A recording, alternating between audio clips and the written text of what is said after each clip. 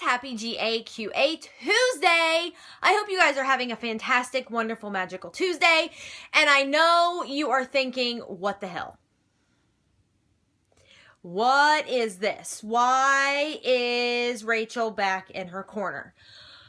Well, you know when you try to be nice and you let people borrow stuff and then you don't get it back?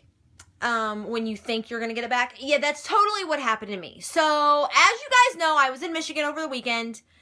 And since I wasn't going to be here, and I wasn't going to be filming any videos, one of my friends says, hey, can I borrow your tripod for the weekend? Sure, you can borrow my tripod for the weekend. When are you coming home? Oh, we'll be home Monday. Awesome. It's Tuesday. Are they home? No. Do I have my tripod back? No, because they decide they're going to stay on vacation another week. So my tripod is on vacation for another week. Whatever. I am so frustrated, but it is what it is. There's nothing I can do about it, and I'm really not going to let it damper anything because I'm frankly too tired to give a damn. So we are going to be filming this week's videos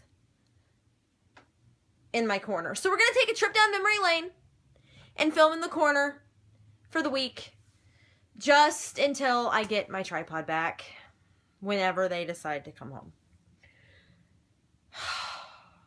But whatever, like I said, we're not here to talk about my dysfunctional friends or the fact that I didn't get my tripod back when I was supposed to. We are here for GAQA Tuesday, where I answer all of your Ghost Adventures related questions that you guys asked me all up on the Facebook page.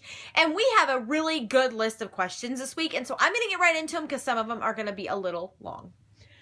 Our first question is, someone I work with says Ghost Adventures is fake. And that Zach is maybe sexy, but he's stupid. Is there anything I can tell her that might change her mind? Well, first of all, your coworker sucks. Just kidding. Kinda. There's gonna be a skeptic in every corner. I mean, you can't expect everybody to believe in the paranormal. You can't expect everybody to believe in Ghost Adventures. I mean, when a show especially is on TV, made for entertainment value, that goes through everybody's mind. You know, I wasn't, you always sit there and wonder, well, is it staged? Is it fake? Whatever. But I know, and all of us know and believe on this particular family, that Ghost Adventures is as real as it comes. I mean, they don't stage anything. They don't make up anything. They've done a live show, for goodness sake. I mean, and when someone did something on said live event that could have possibly killed their credibility, Zach took care of it like that, and that was the end of it. I don't think anybody who knows in their heart of hearts that what they're doing is fake is going to take the chance of being on live TV and making an absolute total fool out of themselves. So I don't think necessarily there's anything that you're going to be able to do or say that can change her mind. I mean, or his mind. I think that it's one of those situations where a skeptic is a skeptic. They either believe in the paranormal or they don't, or they either believe in what they see on Ghost Adventures or they don't. Personally, of course, we all do. We all know. And that is our belief, and that is how we roll. As far as Zach being sexy but stupid, Zach is Zach. We all know he's sexy. Like, we don't have to say anything about that. Like, we all know he's hot. Zach's personality is one that you have to be attracted to. He's different, but we're all different.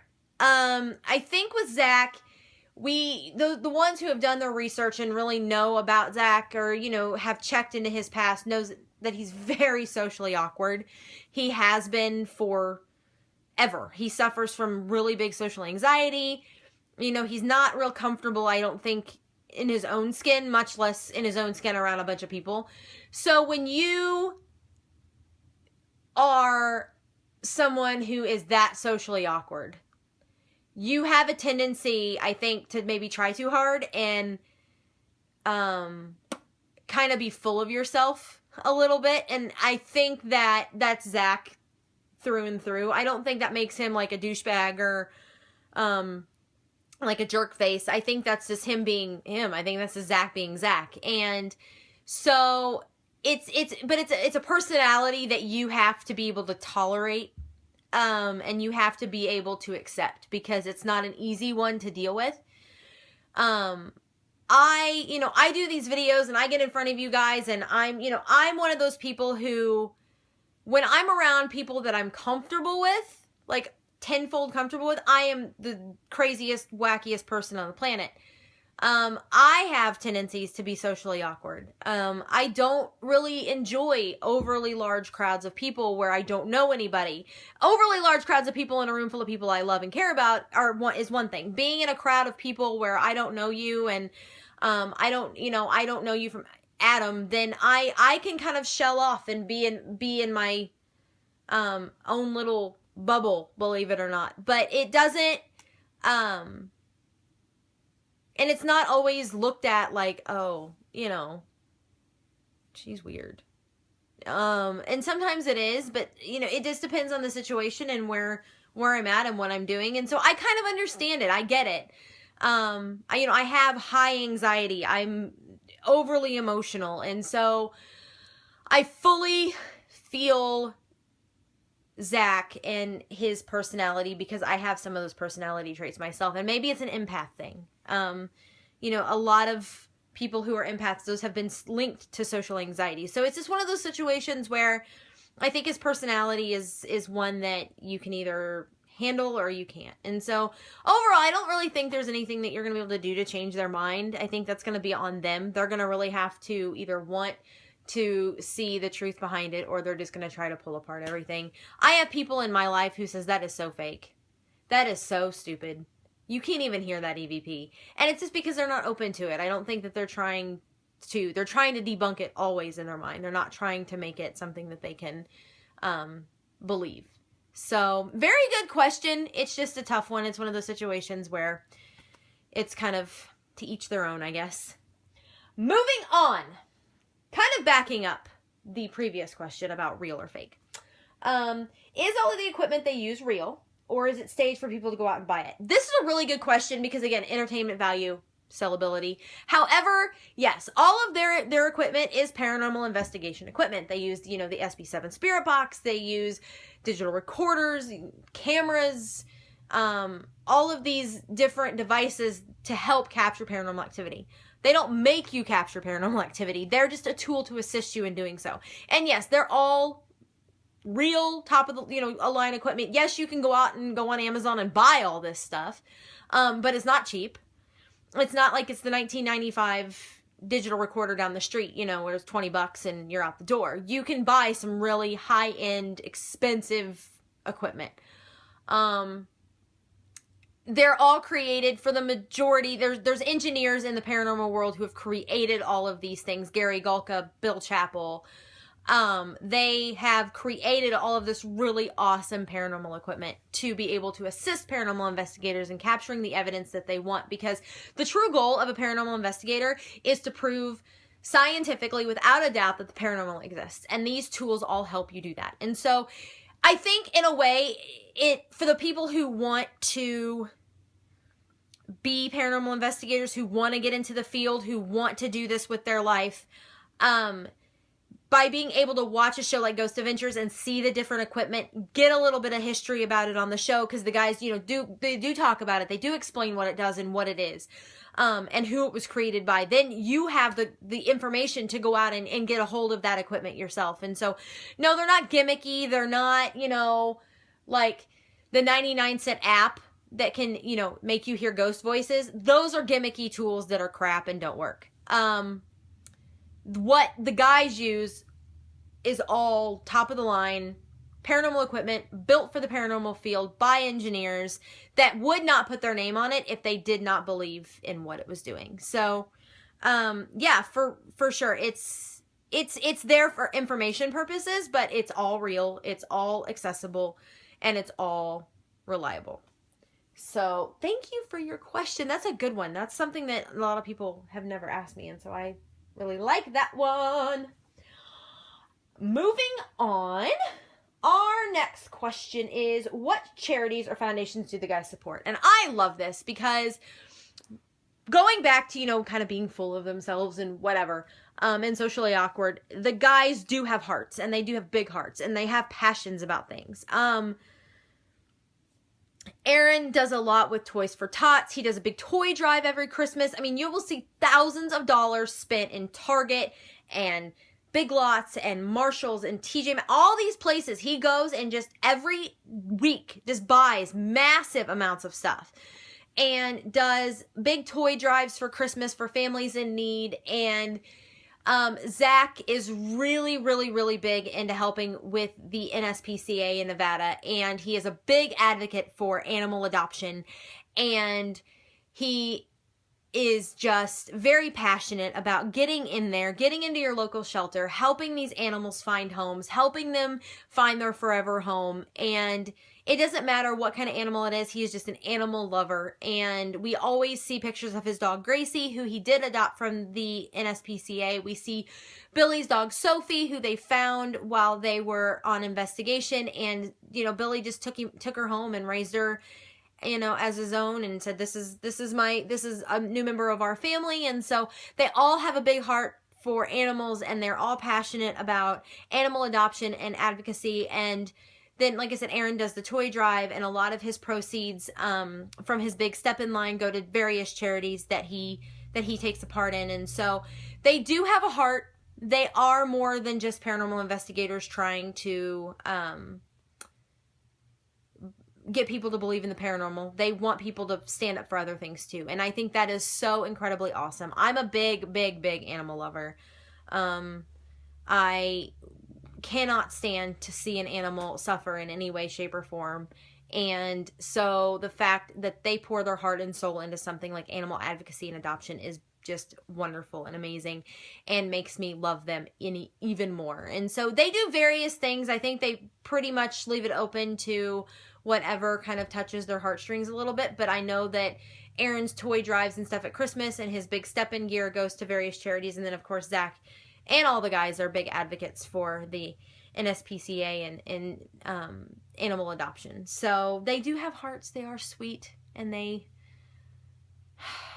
are just, it just makes me even more happy, and they become even more dreamy, because there is nothing cuter than a man and a dog. I can tell you, all curled up together. And, we've seen some heart melters from Zach and Gracie. So, and Billy and Sophie. So I just, too cute, too sweet. Our last question for today is, what locations have the guys been to where things have followed them home? Now, this is a really good question, and it's one that we've kind of touched on a little bit before, but I think that in some ways, a lot of them being as open as they are and being as sensitive as they are, I think in some ways they have a lot of places that something or, follows them home, or it's just one of those situations where they have, some sort of energy kind of come along with them. We know of the big ones. Bobby Mackey's was really big and prevalent in the guys' lives. Zach and Aaron especially, I think, got the brunt of that. Aaron had, a ton of issues coming home from Ireland and his experiences there. I think that, the darker it is, the more evil it is, the more sinister it is. I think the bigger chance that they have of bringing something home, because they toy with it and they poke at it with a stick.